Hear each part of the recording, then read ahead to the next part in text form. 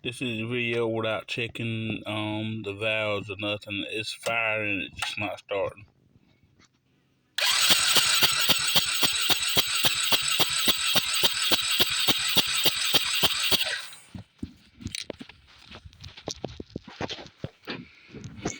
This is the xpro 125. We ran 1 tank of gas through it, filled it up.